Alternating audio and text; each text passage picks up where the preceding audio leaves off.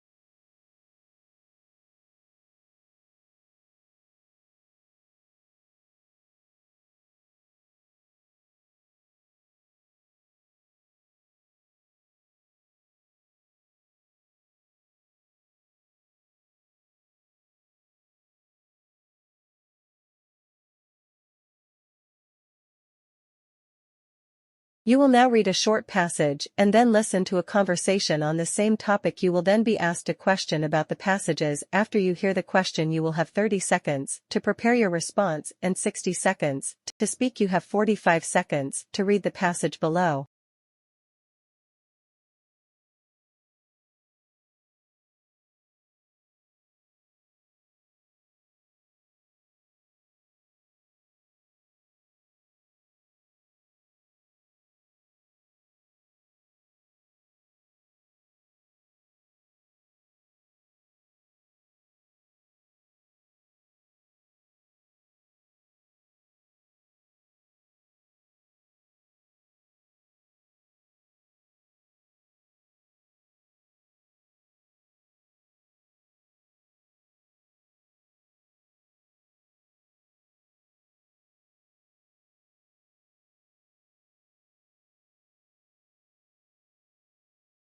Did you hear about the new change in the university program? They're bringing in invitational, motivational guests. Yeah, I heard about it. I think it's a fantastic idea. Having successful professionals share their experiences can be really inspiring and help us gain valuable insights. I'm not so sure. I mean, we already have our professors to guide us. Why do we need these motivational guests? I understand your point, but sometimes hearing from people who have achieved great things outside of academia can give us a different perspective. It can broaden our horizons and help us see the practical applications of what we're learning. I guess that makes sense. But wouldn't it be just like listening to a motivational speech without any real impact on our education? I don't think so. These guests can provide us with practical advice, industry insights, and even networking opportunities. They can help us connect what we're learning in the classroom to the real world and give us a sense of direction in our career paths. Okay, I can see the potential benefits now. It might be interesting to hear from successful individuals who have actually walked the path we aspire to. The woman expresses her opinion about the proposal described in the letter. Briefly summarize the proposal. Then state her opinion about the proposal and explain the reasons she gives for holding that opinion.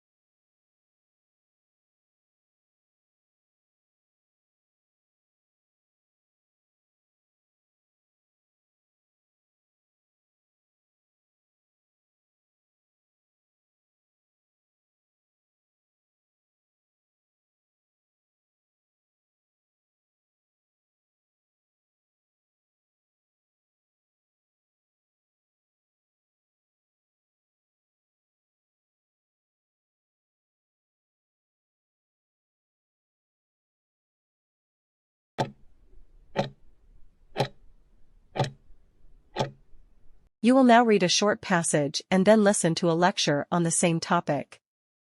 You will then be asked a question about the passage. After you hear the question, you have 30 seconds to prepare your response and 60 seconds to speak. You have 45 seconds to read the passage below. You may begin reading now.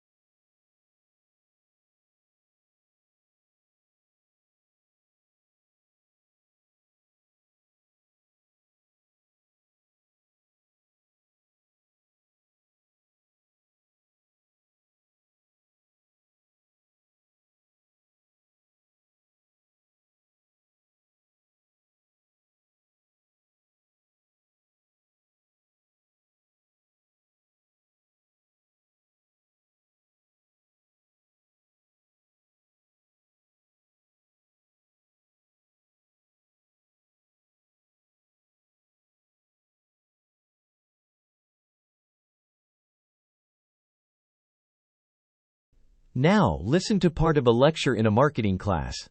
Today, we're going to discuss the concept of brand awareness. Brand awareness is the level of familiarity that consumers have with a brand.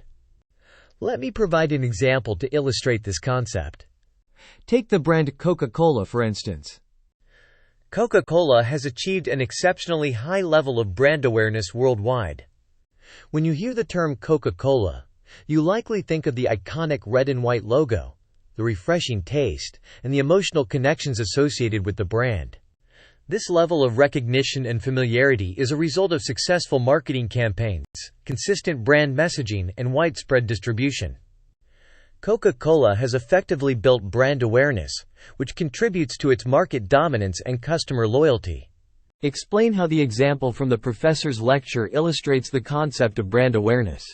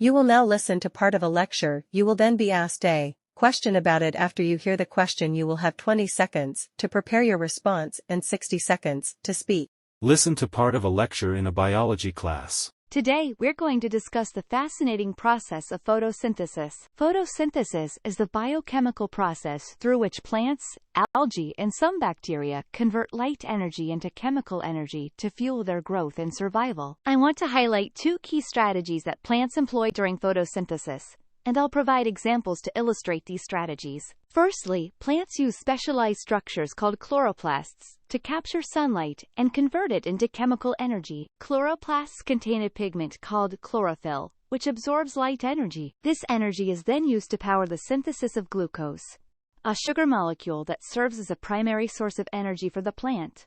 An example of this strategy can be seen in the leaves of a tree, where chloroplasts are abundant and actively engage in photosynthesis.